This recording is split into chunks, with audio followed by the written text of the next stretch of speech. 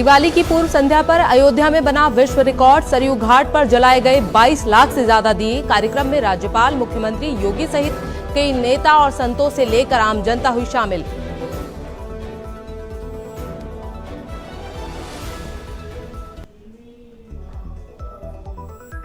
हैदराबाद में 39 साल से ओबीसी परिवार का कब्जा। बोले एआईएमआईएम चीफ देश भर में लड़ते हैं चुनाव, लेकिन घर में उतारे सिर्फ 9 प्रत्याशी। दिल्ली में 7 साल बाद दीपावली पर सबसे अच्छी हवा। लगातार दूसरे दिन एक्यूआई 250 से कम, लेकिन रात में प्रदूषण बढ़ाने की आशंका। पटाखों पर लगाया गया बैन।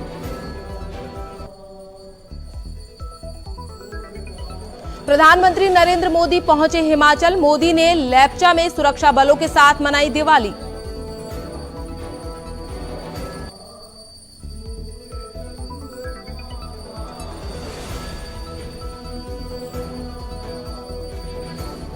हरियाणा में जहरीली शराब से 19 लोगों की हुई मौत। मास्टरमाइंड फरार। यमुनानगर का व्यक्ति अंबाला में भर्ती। बोला मुनाफे के चक्कर में घर घर बिक रही शराब।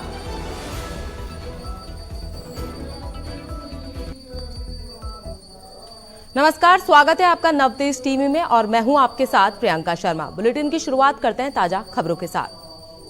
अनूपगढ़ विधानसभा क्षेत्र से निर्दलीय प्रत्याशी शिमला बावरी द्वारा अपने चुनाव कार्यालय का विधिवत रूप से उद्घाटन किया गया। कार्यालय का शुभारंभ श्री गणेश मंदिर के पास हुआ। इस मौके पर संबोधित करते हुए शिमला बावरी ने आमजन से भारी मतों से जीतने का आह्वान किया। इस दौरान नंदलाल छाबड़ा, जगदीश जाखड़ समेत कई कार्यकर्ता और समर्थक शामिल हुए।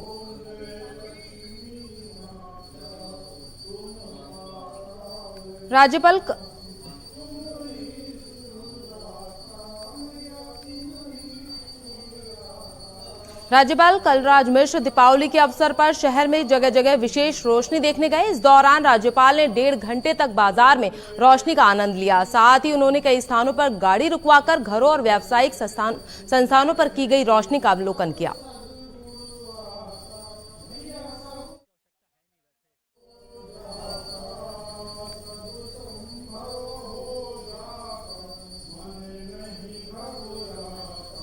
झोटवाड़ा से भाजपा प्रत्याशी और जयपुर ग्रामीण सांसद कर्नल राज्यवर्धन ने जनसंपर्क किया। साथ ही जनता से भाजपा के पक्ष में सरकार बनाने की अपील की। कर्नल राज्यवर्धन को क्षेत्र के बुजुर्गों का भरपूर आशीर्वाद और युवाओं का समर्थन मिला। जनसंपर्क के दौरान राज्यवर्धन ने कहा कि प्रदेश में भाजपा प्रत्याशियों के समर्थन में उमड़ रहा जनसैलाब बता रहा है कि अब की बार यहां भाजपा की लहर नहीं बल्कि सुनामी है, जिसमें कांग्रेस का सुपड़ा साफ होने वाला है। क्योंकि राजस्थान की जनता सब कुछ बर्दाश्त कर सकती है, लेकिन नारी का अपमान, किसानों, युवाओं के साथ वादा खिलाफी को बिल्कुल नहीं। अशोक गहलोत बसपा के विधायकों को अपनी ओर खींचते हैं, लेकिन सचिन पायलट ने अपने सामने खड़े बसपा के प्रत्याशी को ही अपने पक्ष में ले लिया। जी हां, टोंक में बसपा को बड़ा झटका लगा है। बसपा के प्रत्याशी अशोक बैरवा ने मतदान से पहले ही सचिन पायलट को समर्थन दे दिया। सचिन पायलट ने भी इस पर बयान देते हुए कहा कि अशोक बैरवा के साथ आने से पार्टी को बल मिलेगा।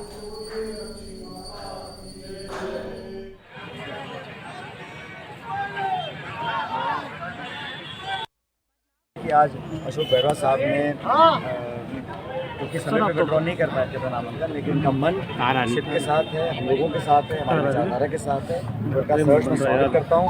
मुझे लगता है इससे चुनाव में हम लोगों को और बल मिलेगा। और ये एक दलित परिवार से आते हैं और इनकी जो उम्मीदें हैं क्षेत्र की, उन सबको पूरा करने में कोई कसर नहीं छोड़ेंगे। मैं इनका स्वागत करता हूँ। और इन्होंने आज, ये हैं तो बसपा के उम्मीदवार, लेकिन अब समय निकल गया है, उस समय अल्प समय था तो विड्रॉ नहीं कर पाए थे, लेकिन आज उन्होंने समर्थन दिया है। उनका मैं बहुत स्वागत करता हूँ और उम्मीद करता हूँ इनसे आने का हमारे को बल मिलेगा। केंद्रीय मंत्री गजेंद्र सिंह शेखावत ने क्षेत्र में घर घर जाकर दीपोत्सव की शुभकामनाएं दी। साथ ही शेखावत वरिष्ठ भाजपा नेता सूर्यकांत व्यास जीजी के निवास पर पहुंचे, जहां उनका फूल मालाओं के साथ स्वागत किया गया। इस दौरान शेखावत ने वोट देकर जिताने की अपील भी की। जनसंपर्क के दौरान मंत्री शेखावत की दोनों बेटियां भी उनके साथ मौजूद रही।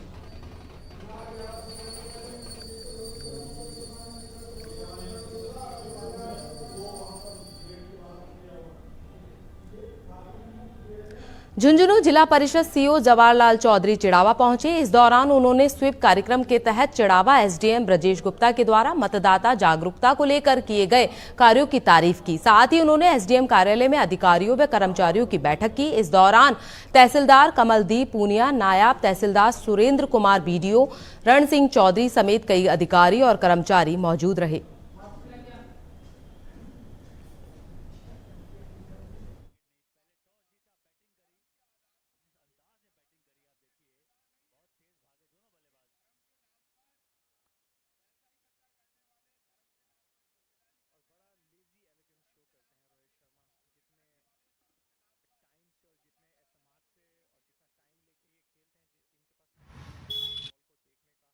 आज का कार्यक्रम बहुत ही अच्छा हुआ है। सबसे पहले तो मैं एसडीएम साहब को धन्यवाद दूंगा कि इन्होंने परमानेंट स्वीप हट बनाई है। ये एक नवाचार है और जो यहाँ से आसपास से जितने भी वोटर्स हैं, लोग हैं, गुजरते हैं तो उनकी नज़र पड़ती है कि ये क्या चीज़ है, तब ये इसके ऊपर लिखे हुए सारे संदेश पढ़ते हैं। और आज सभी लोगों ने आकर के इस हट के ऊपर एक बार फिर शपथ ली है।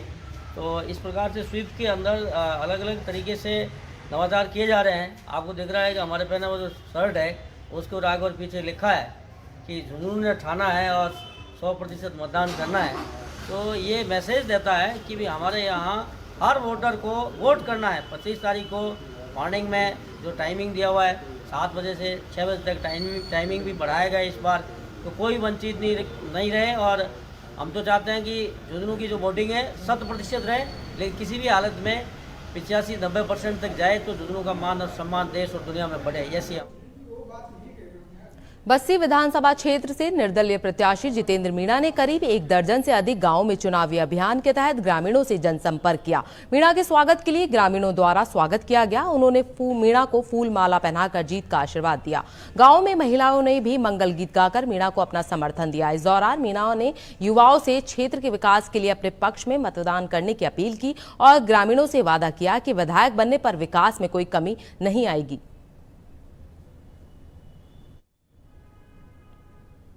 आजादी के कई साल गुजर जाने के बाद भी आज भी टोंक जिले के निवाई पीपलू विधानसभा में कई गांव ऐसे हैं जो मूलभूत सुविधाओं को लेकर तरस रहे हैं, लेकिन इस विधानसभा चुनाव में यहां के ग्रामीण उम्मीद की निगाहों से देख रहे हैं। चुनाव से पहले कई नेता इन गांवों में वोट लेने आते हैं और चुनाव के बाद भूल जाते हैं।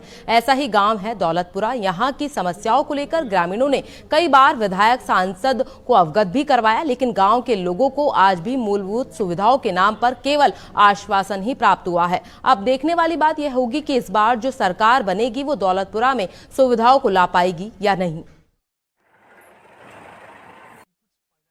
आजादी के कई साल गुजर जाने के बाद भी आज कई ऐसे गांव हैं जो मूलभूत सुविधाओं के लिए तरस रहे हैं। इस वक्त हम गांव दौलतपुरा जो कि निवाई पीपलू विधानसभा में है, यहाँ पर बीजेपी, कांग्रेस सहित अन्य सरकारें बनी, लेकिन यहाँ की जो तस्वीरें हैं आप देख सकते हैं इन तस्वीरों के माध्यम से कि किस तरीके से आज गड्ढे हैं। कहीं विकास के दावे किए गए, लेकिन वह दावे कहीं ना कहीं सरकार को मुँह चिढ़ाते हुए नजर आ रहे हैं। पिछले दिनों कई सालों से लगातार विकास के दावे हुए और बड़े बड़े दावे किए गए, लेकिन आज ये गांव एक ऐसा गांव है जो आज मूलभूत सुविधाओं हैं।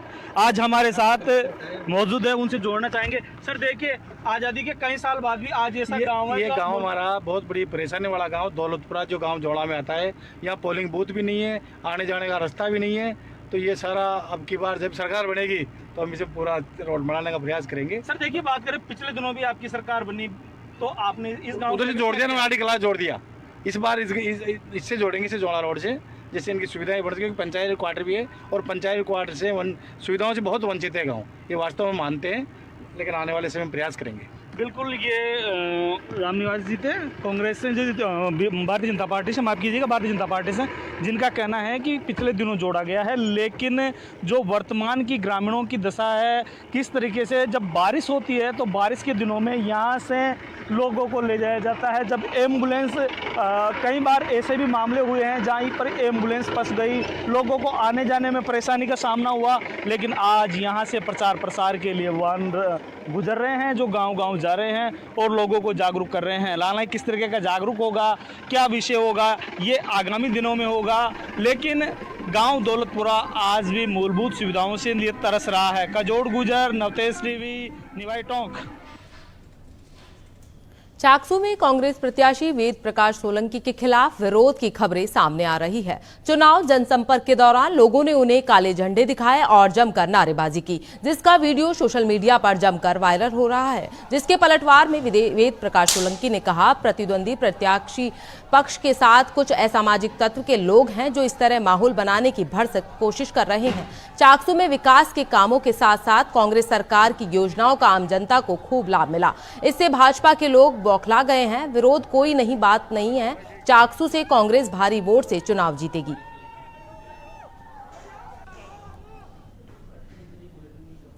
बीकानेर में दिवाली पर रामायण का उर्दू में वाचन यानी उर्दू में लिखी रामायण पढ़ी जाती है और रामायण का वाचन मुस्लिम समाज के लोग करते हैं। इस कार्यक्रम में मुस्लिम और हिंदू समाज के सभी लोग शामिल होते हैं। उर्दू में लिखी रामायण का वाचन करने वाले जाकिर अदीब ने बताया कि यह परंपरा 25 से 30 सालों से चली आ रही है और एडवोकेट उपाध्याय चंद्र कोचर की प्रेरणा से यह कार्यक्रम शुरू किया गया था।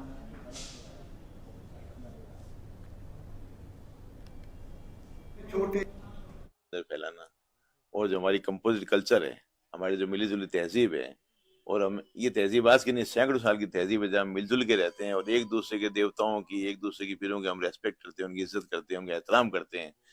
इसी मकसद को जाहिर करना है, लोगों तक पहुंचाना ही पैगाम मैन है जो उर्दू में इसको मंजूम किया गया छंद के अंदर है। तो कुछ मैं इसके वाक्य सुनाता हूँ आपको कि ताज पोशी की खुशी में एक कयामत हो गई, ताज पोशी की खुशी में एक कयामत हो गई, कह कही को रामचंद्र जी से अदावत हो गई, सुबह होते होते घर घर इसका चर्चा हो गया, जिसने ये किस्सा सुना उसको अचंबा हो गया, रात भर में जश्न मातम बन गया, क्या हो गया रामचंद्र जी को वनवास कैसा हो गया, रंजो हसरत की घटा सीता के दिल पर छा गई, रंजो हसरत की घटा सीता के दिल पर छा गई, गोया जूही की कली थी ओस से मुरझा गई, गोया जूही की कली थी ओस से मुरझा गई। नदी से नदी जोड़ो अभियान के तहत क्षेत्र के कालक बांध में यमुना नदी को बांडी नदी से जोड़कर ERCP ईस्टर्न कैनाल का पानी लाने की मांग की गई, जहां कालक बांध भराव संघर्ष समिति और टीम वंदे मातरम के सौजन्य से कालक बांध पर 1.25 लाख दीपक जलाए गए। इस कार्यक्रम का उद्देश्य सूखे पड़े कालक बांध की ओर केंद्र और राज्य सरकार का ध्यान आकर्षित करना था। टीम वंदे भारत के राष्ट्रीय संयोजक दीनदयाल जाखड़ ने बताया कि इस दौरान महायज्ञ और प्रकाश दास महाराज के विशाल भजनों का प्रोग्राम रखा गया, जिसके बाद शाम के समय 1.25 लाख दीपक जलाए गए, जिसमें आसपास के क्षेत्र के लोग बड़ी संख्या में शामिल हुए।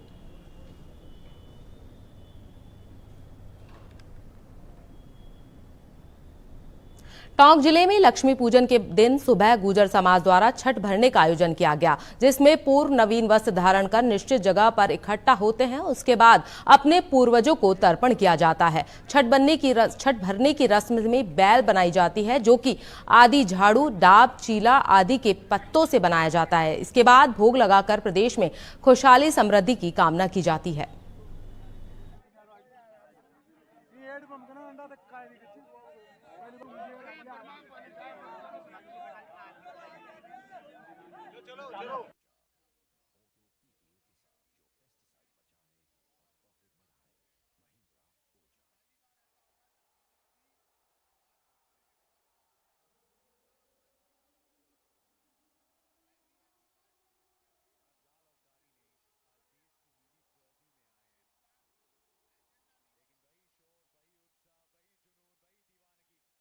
दीपावली पर्व की शुभारंभ से पहले लक्ष्मी पूजन के दिन सुबह गुर्जर समाज के लोग एक जगह इकट्ठा होते हैं और छठ भरने की रस्म अदा करते हैं। कुछ युवा हमारे साथ मौजूद है, उनसे जोड़ना चाहेंगे।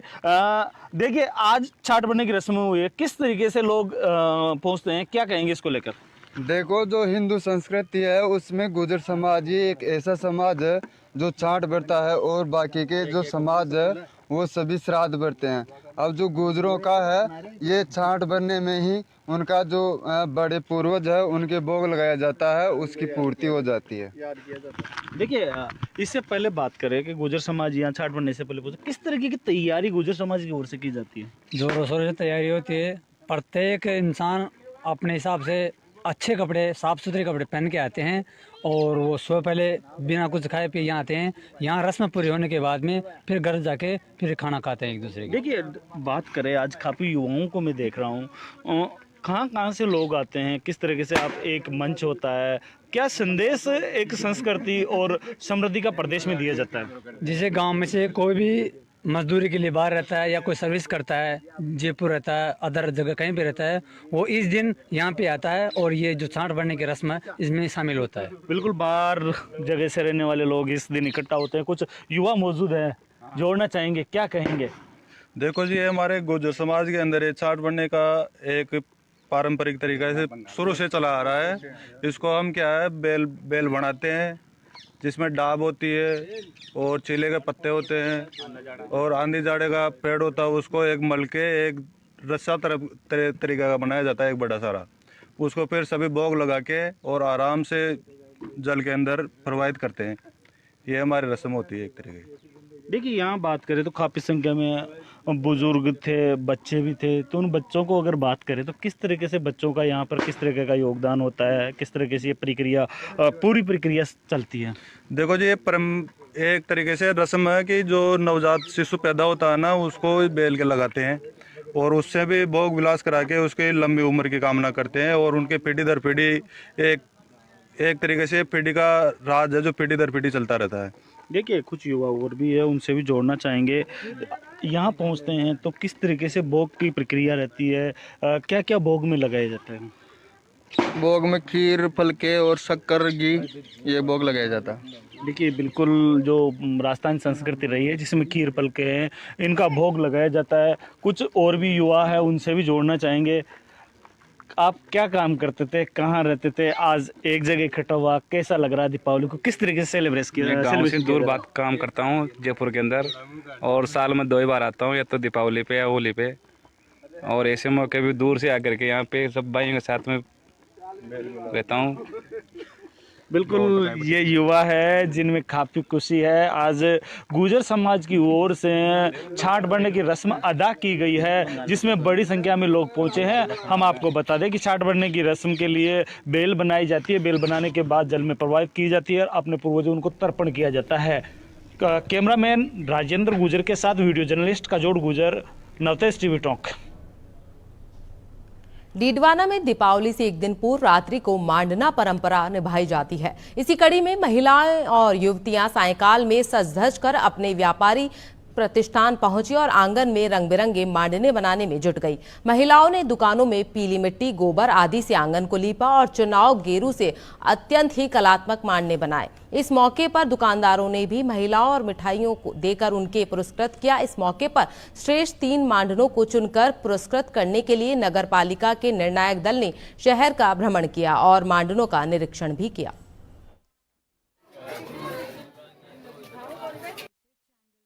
हमारे यहाँ ये परंपरा वर्षों से चली आ रही है और जब से हम शादी होके आए हैं तब से हम भी निभा रहे हैं। इससे घर के अंदर रिद्धि सिद्धि का वास होता है, लक्ष्मी जी का वास होता है, कारोबार में वृद्धि होती है, हर कार्य से ये शुभ होता है। इसलिए हम ये परंपरा निभाते आ रहे हैं और निभाते। पूरे देश में दीपावली पर्व की धूम मची हुई है। वहीं हम राजस्थान की मरुनगरी बीकानेर की बात करें तो बीकानेर हर तरह के फूल व अलग अलग तरह की मालाओं से सजा हुआ है। बीकानेर के फूल विक्रेताओं की माने तो यहां पर कोलकाता, बिहार, उत्तर प्रदेश सहित अनेक जगहों से फूल यहां बिकने आए हुए हैं और फूल विक्रेताओं का कहना है कि हमारे यहां अलग अलग तरह की माला और माता लक्ष्मी के चढ़ने के लिए विशेष रूप से कमल मंगवाए गए हैं।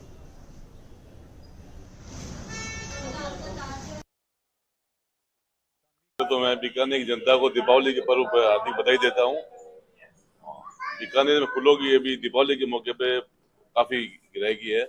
साथ में साथ चुनाव चल रहे हैं तो उसके भी साथ में इस बार क्या कुछ खास फूल, कमल के फूल विशेष मंगाए गए हैं। लक्ष्मी पूजन के लिए कमल के पुष्प मंगाए जाते हैं। कमल है, गुलाब है, गुलदाउदी है, अलग अलग तरह के मालाओं में गुल बहार की माला है और लिली की माला है, रजनीगंधा की माला है, क्या खास तौर से मंगाए जाते हैं। कितने दिन लंबी चलती है? ये लंबी 5-7 दिन। नवंबर को बलोत्रा जिले के बायतू में प्रधानमंत्री नरेंद्र मोदी विशाल जनसभा को संबोधित करने आ रहे हैं। इसी कड़ी में भाजपा प्रदेश अध्यक्ष सीपी जोशी ने बायतू में सभा स्थल और हेलीपैड का दौरा किया। साथ ही पदाधिकारियों और कार्यकर्ताओं के साथ विशाल आम सभा की तैयारियों को लेकर बैठक ली। इस दौरान केंद्रीय राज्य मंत्री और बाड़मेर जैसलमेर के सांसद कैलाश चौधरी, बालोतरा जिला अध्यक्ष बाबू सिंह, दिलीप पालीवाल भी शामिल रहे।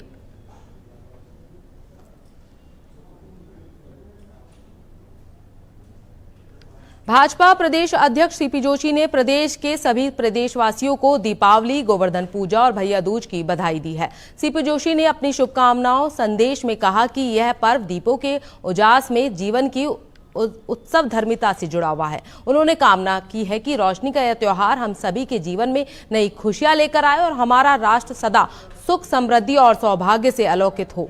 इसी के साथ विधानसभा नेता प्रतिपक्ष राजेंद्र राठौड़ ने भी प्रदेशवासियों को दीपावली की शुभकामनाएं देते हुए कहा कि प्रदेश की खुशहाली की कामना करता हूं।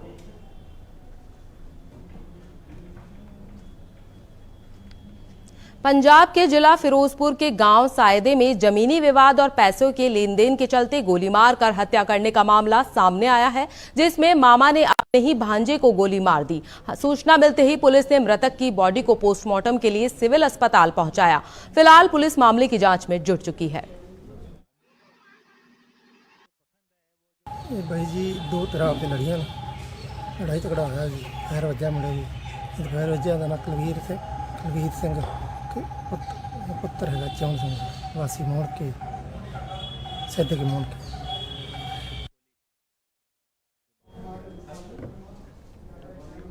लुधियाना में देर रात गिल चौक पुल पर तेज रफ्तार से आ रही थार ने दो अलग अलग बाइकों पर सवार युवकों को बेरहमी से कुचल दिया। हादसा इतना भयावह था कि बाइक थार के नीचे ही दब गई। हादसे में 4 व्यक्ति घायल हुए हैं, जिसके बाद कार चालक ने गाड़ी छोड़कर भागने की कोशिश की, लेकिन लोगों ने उसे पकड़ लिया। घटनास्थल पर लोगों ने पुलिस को सूचित किया, जिसके बाद पुलिस कर्मचारियों ने गाड़ी में पड़ी शराब की बोतलें और एक चैन को कब्जे में लिया है। फिलहाल पुलिस मामले की जांच में जुट चुकी है।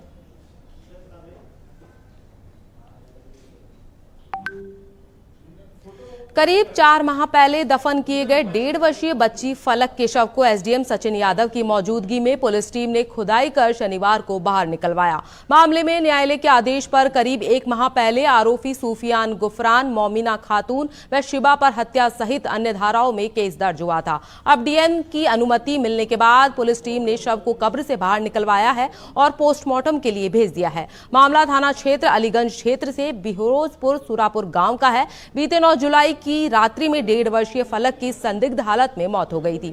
मां रुखसार फातिमा ने अपने पट्टीदार सूफियान गुफरान, मोमिना खातून व शिबा पर अपनी पुत्री की हत्या करने का आरोप लगाते हुए उच्च अधिकारियों से गुहार लगाई है। कार्रवाई न होने पर न्यायालय में अर्जी दी। मुख्य न्यायिक मजिस्ट्रेट प्रियंका सिंह ने 5 अक्टूबर को थाना अलीगंज पुलिस को मुकदमा दर्ज कर विवेचना करने के आदेश दिए हैं। कल दिनांक 10 तारीख को जिलाधिकारी महोदय के एक आदेश हुआ था, जिसके क्रम में सूरापुर बिरोजपुर ग्राम में एक 1.5 वर्षीय बच्ची का जो दफन हो चुका था, उसको मेरी उपस्थिति में वीडियोग्राफी के माध्यम से उसको निकलवाना था और उसको पोस्टमार्टम के लिए फिर अग्रेतर कार्रवाई के लिए भेजना था। उसी की प्रक्रिया यहाँ चल रही। मर्यादा पुरुषोत्तम भगवान राम की नगरी अयोध्या में एक बार फिर Guinness book of world record में अयोध्या का नाम दर्ज हुआ है। 22,23,000 दीपकों को एक साथ प्रज्वलित कर अवध विश्वविद्यालय के 25,000 वॉलंटियर ने अपने नाम एक बार फिर वर्ल्ड रिकॉर्ड बनाया है। 25,000 से अधिक वॉलंटियर उस वक्त बहुत आनंदित दिखाई दिए जब उन्हें पता चला कि उन्होंने पुनः एक बार फिर Guinness book of world record में खुद की शानदार उपस्थिति दर्ज करवाई है।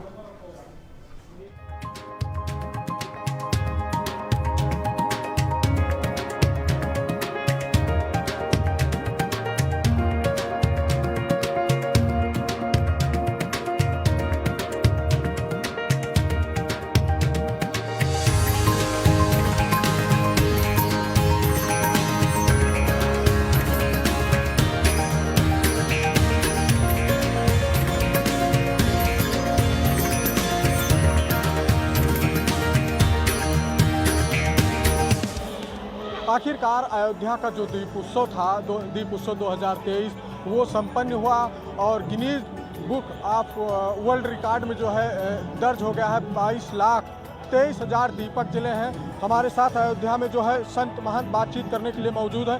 महाराज जी, आज एक साथ 22,23,000 दीपक जले हैं, क्या संदेश जाएगा? संदेश तो आज 7वां साल है और आज विश्व रिकॉर्ड करके मानो सनातन, पूरे विश्व के सनातन को एक करने का और एक संदेश दिया है कि राम जी के ही हम सारे संतान हैं और राम जी ही हमारे पुराने जो है परंपरा के हैं। महाराज जी, आज जो हर्षोल्लास देखा जा रहा है और 22 जनवरी को पहले रामलला टेंट में रहते थे, लेकिन 22 जनवरी 2024 को वो महल में उनके विराजमान होने जा रहे हैं, इसको लेकर क्या कहेंगे? इसको लेकर के एक वास्तविक जो सुख है, आनंद है, जिसकी जो आनंद सिंधु सुख राशि हम लोग गाते थे रामायण के चौपाइयों के माध्यम से, आज प्रत्यक्ष हृदय में वो आनंदित महसूस हो रहा है। और जिस दिन टेंट से रामलला हमारे उस पक्के मकान में जाएंगे, उस दिन पूछना ही कि राम राज्य की स्थापना उसी दिन से शुरू हो जाएगा। एक सवाल और है महाराज जी आपसे कि जब 1990 में दंगा हुआ था, संत महंत जो बलिदान हुए, उनके बारे में क्या कहेंगे? क्योंकि वो भी याद करने का विषय है, उनके नाम से भी दीपक जले। वो हमारे पूर्वजों ने जो पूर्वजों ने बलिदान दिया है, उनको भुलाया नहीं जाएगा। उनका नाम भी उस राम मंदिर में अंकित रहेगा और उनके लिए तो, उन्हीं के लिए तो है, उन्हीं के पुण्य प्रताप से हम लोग आज अपने नेत्रों से देख रहे हैं।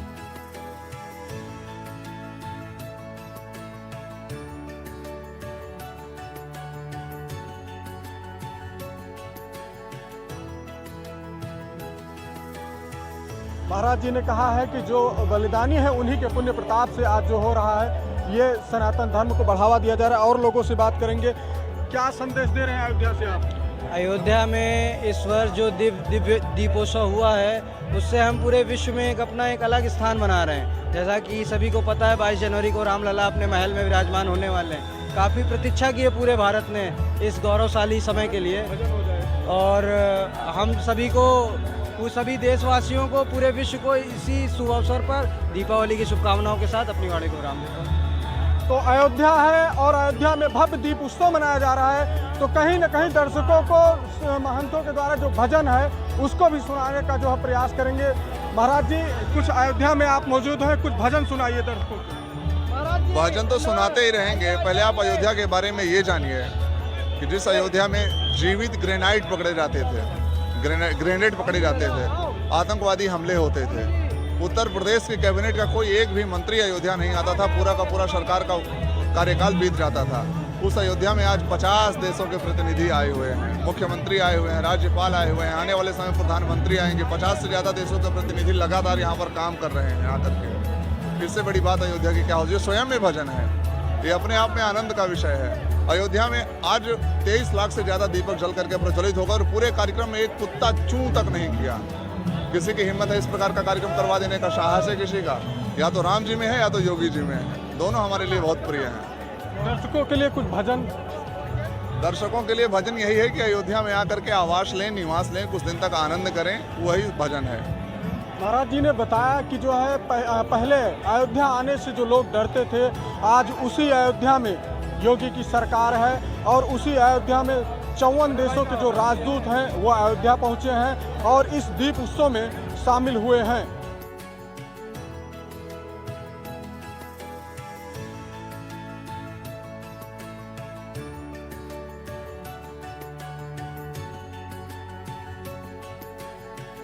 दीप उत्सव जो संपन्न हुआ, इसमें वॉलंटियर्स की अहम भूमिका हुई, क्योंकि 24 लाख दीपक को बिछाना, उसके बाद उसमें तेल बाती डालना, उसके बाद जलाना, ये एक बड़ी जिम्मेदारी होती है। वॉलंटियर्स हमारे साथ बातचीत करने के लिए मौजूद हैं, इनसे भी जानकारी करेंगे। ये एक अहम जिम्मेदारी थी वॉलंटियर्स के ऊपर, क्योंकि 24 लाख दीपक बिछाना और जलाना अपने में एक बड़ा सवाल है, क्या कहेंगे? 3 दिन हम लोग को पूरा टाइम लगा है। सुबह 7 बजे से लेके हम लोग को रात के 7 बज जाते थे घर वापस जाते जाते, तो बहुत मेहनत की है सबने ही लगातार। 1 वीक आप कह सकते हैं हम लोग सुबह आए और शाम को गए, और ये जो 3 दिन था इसमें तो और ही टाइम लगा है और सबने बहुत अच्छे से काम किया और बहुत मज़ा भी आया, थकान भी नहीं लगी, बिकॉज भगवान जी का काम था, तो इट वॉज ऑल गुड। 22 जनवरी को रामलला अपने महल में विराजमान होने जा रहे हैं और खुशी होगी। आज दीप उत्सव में इतनी खुशी है तो तब तो और खुशी होगी। तब तो बहुत ज़्यादा होगी और ज़्यादा होगी। और वॉलंटियर से बात करेंगे क्योंकि वॉलंटियर्स की ही अहम भूमिका होती है। क्या कहेंगे आप? क्या कहेंगे, यही जय श्री राम के नारे लगाइए, जय श्री राम बोलिए। जय श्री राम, जय श्री राम, जय श्री राम। जय श्री राम। कुछ गाओगी? बिल्कुल, ये अयोध्या है तो अगर कुछ भजन भी है तो उसको भी दर्शकों को जरूर सुनाइए। शुरू करो। शुरू करिए। राम आएंगे तो अंगना पधार सजाऊंगी, दीप जला के दिवाली मैं मनाऊंगी, मेरे जन्मों के पाप सारे मिट जाएंगे, राम आएंगे, जय श्री राम। बिल्कुल, राम आएंगे और जग के पाप मिट जाएंगे। और वॉलंटियर से बात करेंगे, क्या कहेंगे आप? जी, हमें बहुत यहाँ पे इस बार बहुत ही ज़्यादा अलग सब कुछ था, क्योंकि हम इस बार एक नया रिकॉर्ड बनाने यहाँ पे आए हैं। जो 24 लाख दियों का हमने ये नया रिकॉर्ड बनाया है। हम अपने कॉलेज अवध यूनिवर्सिटी की तरफ से यहाँ एज अ वॉलंटियर आए हुए हैं और बहुत मेहनत कर रहे हैं। हम यहाँ इस बार 5 दिन का प्रोग्राम हमारा किया गया था, जिसमें आज ये 5वां आखिरी और सबसे बड़ा दिन है, जिसमें हमने बहुत ज़्यादा मस्ती की है। बहुत ज़्यादा हमारे अयोध्या को सजाया गया है। यहाँ पे जो हमारा अयोध्या है वो बहुत ज़्यादा ही सुंदर लग रहा है। ऐसे ही जैसे राम जी वापस आए थे तब लगा था, वैसे ही आज भी लग रहा है। ऐसा लग रहा है कि राम जी वापस हमारे आए। बिल्कुल, राम जी वापस आए हैं अयोध्या में, वो माहौल भी दिख रहा है और त्रेता युग की अयोध्या दिख रही है। दादा, कहाँ से आप? मैं गोंडा से हूँ। गोंडा से। गोंडा और अयोध्या दोनों जुड़ा है, अयोध्या के बॉर्डर पे गोंडा है। क्या कहेंगे, भव्य दीप उत्सव मनाया गया है? बहुत ज़्यादा भव्य दीप उत्सव मनाया गया। जब से भाजपा की सरकार आई है तब से अयोध्या का जानिए कायाकल्प हो गया है। आप क्या कहेंगे? हर साल से अब की बार अच्छा मनाया गया है। ये सब मोदी योगी का ही है। जो अयोध्या है आज के डेट में वो योगी मोदी का दिया। बिल्कुल, जो यहाँ पे भगवान श्री राम से जिनकी आस्था जुड़ी वो लोग आए, ये लोग ये भी कह रहे हैं कि ये प्रदेश में व देश में भाजपा की सरकार है तो सनातन को बढ़ावा दिया जा रहा है। और लोगों से बात करेंगे। जो भव्य व दिव्य दीप उत्सव मनाया जा रहा है, 7वां दीप उत्सव है और इस बार अयोध्या ने दीपों को जो जलाने का काम है अपने ही रिकॉर्ड को तोड़कर एक नया रिकॉर्ड स्थापित किया। क्या कहेंगे? अच्छी बात है, योगी बाबा की देन है, भाजपा की देन है कि इतना बढ़िया हो रहा है यहाँ पर। इससे पहले तो कभी नहीं होता था। जब से भाजपा सरकार आई है जब से अच्छा हो रहा है। जय श्री राम। जय श्री राम, जय श्री राम।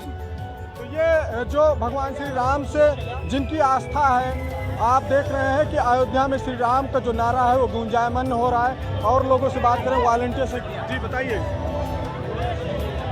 यहाँ पे आके हमें बहुत खुशी की अनुभूति हुई। आने में तो बहुत दिक्कत हुई हम लोग, लेकिन बहुत सी बाधाएं भी आई, उससे नाक कर हम लोग अयोध्या राम मंदिर पर पहुँचे हैं। बिल्कुल, पूरी अयोध्या जो है वो राममय है, राममय है। जय श्री राम के नारों से गुंजायमान है। आपको बता दें कि अयोध्या ने अपने ही रिकॉर्ड को तोड़कर इस बार नया रिकॉर्ड बनाकर अयोध्या में एक नया कीर्तिमान स्थापित किया है। 22,23,000 दीपों को जो है प्रज्वलित हुए हैं, Guinness book world of record में दर्ज हुआ है।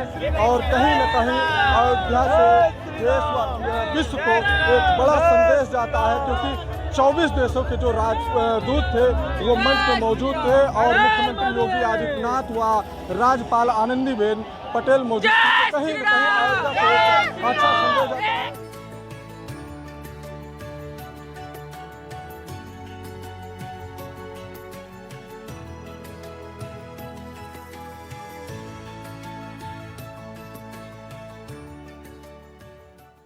अयोध्या में भव्य और दिव्य दीपोत्सव मनाने का जो आगाज था वो शुरू हो चुका है। लगातार 2 दिन से दीपक बिछाए गए और उसके बाद आज दीपक और दिए में तेल डाला गया, दीपक बाती लगाई गई। लेकिन अब जो है उस दिए को जलाने का काम शुरू हो गया है।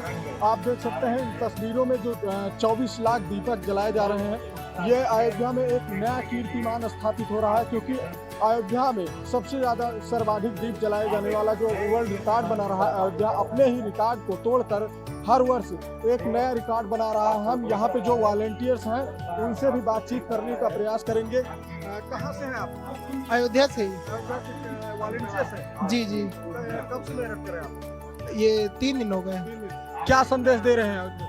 अयोध्या से यही संदेश दे रहे हैं कि जो हमारा ये दीपक जल रहा है, इससे जो है भारत में खुशहाली आए और राम राज स्थापित हो। बिल्कुल, जो दीपक जल रहा है, इनका कहना है कि वो कहीं न कहीं राम राज लाने के लिए दीपक जलाया जा रहा है। और लोगों से बातचीत करेंगे। क्या नाम भैया? क्या नाम है? मेरा सुरभि श्रीवास्तव। सुरभि जी, आप दीपक जला रही हैं, क्या जी। संदेश दे रही हैं? जी, हम ये संदेश देते हैं कि हमारे अयोध्या में अब राम राज आ गया है और जैसे दीपक जला के यहाँ घाट रोशन हो रहा है, वैसे सबके जीवन में रोशनी फैले। बिल्कुल, घाट पे जो दीपक जलाया जा रहा है, इससे कहीं न कहीं रामराज आने का जो संदेश है वो दिया जा रहा है। और इससे जो दीपक जल रहा है, दीपक के प्रकाश से ये लग रहा है कि अयोध्या से ही रामराज की जो शुरुआत है अयोध्या से होगी, क्योंकि अब कुछ अभी हाल ही में एक कैबिनेट बैठक हुई थी, वो भी अयोध्या से ही कैबिनेट की बैठक हुई थी। वीडियो जर्नलिस्ट सुरजीत शर्मा के साथ प्रवेश पांडे, नवतेज टीवी, अयोध्या।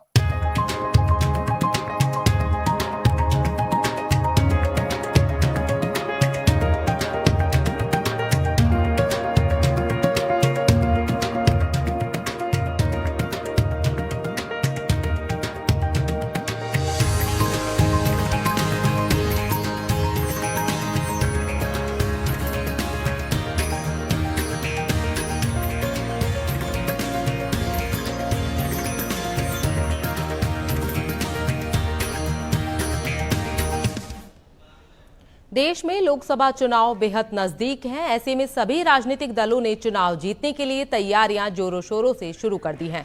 शनिवार को जनपद एटा के अलीगंज कस्बा स्थित मान्यवर गेस्ट हाउस में समाजवादी पार्टी कार्यकर्ताओं की बैठक आयोजित हुई। बैठक में आगामी लोकसभा चुनाव को लेकर कार्यकर्ताओं से चर्चा की गई। समाजवादी पार्टी के नेता डॉक्टर नवल किशोर शाक्य, प्रदेश सचिव लोकसभा प्रभारी फर्रुखाबाद ने बैठक को संबोधित करते हुए कार्यकर्ताओं में जोश भरा। लोकसभा चुनाव 2024 को कैसे जीता जाए, इस मुद्दे पर बैठक में हिस्सा लेने पहुंचे कार्यकर्ताओं से चर्चा की गई। साथ ही समाजवादी पार्टी की नीतियों को भी बताया। बैठक के दौरान सपा विधानसभा अध्यक्ष सुभाष शाक्य, इंजीनियर नूर मोहम्मद, फहीमुद्दीन वारसी, राम ब्रजेश यादव, देवेंद्र सिंह राठौर, सुनील सक्सेना, सीताराम यादव मौजूद रहे।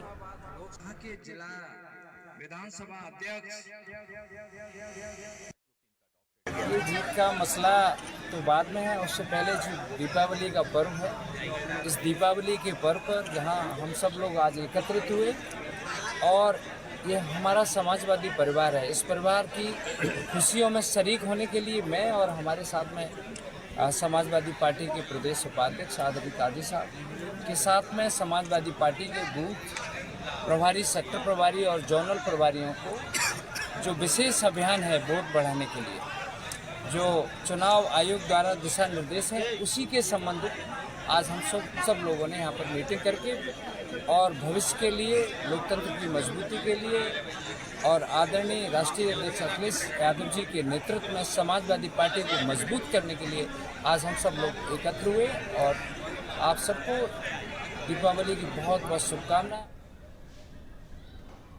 गोरखपुर के तेंदुआ टोल प्लाजा पर आज दोपहर में अचानक राजस्थान से आ रही एक बस में भीषण आग लग गई। देखते ही देखते पूरी बस आग के गोले में तब्दील हो गई।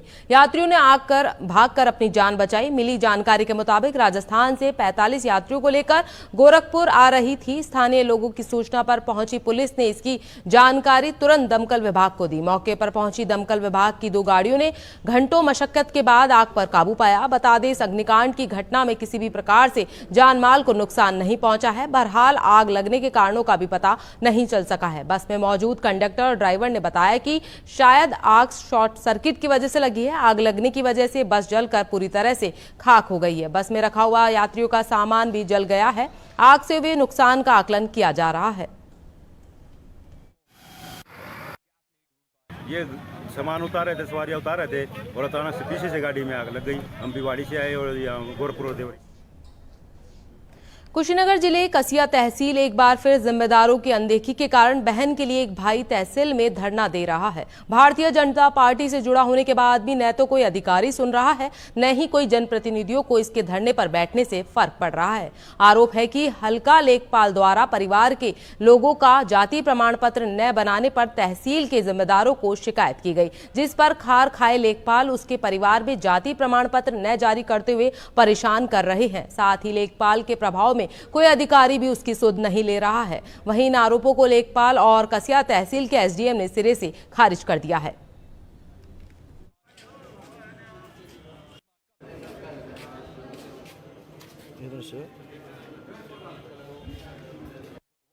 मेरी समस्या है कि मैं अपने बहन का जाति प्रमाण पत्र बनवाने के लिए 19 अक्टूबर को आवेदन किया।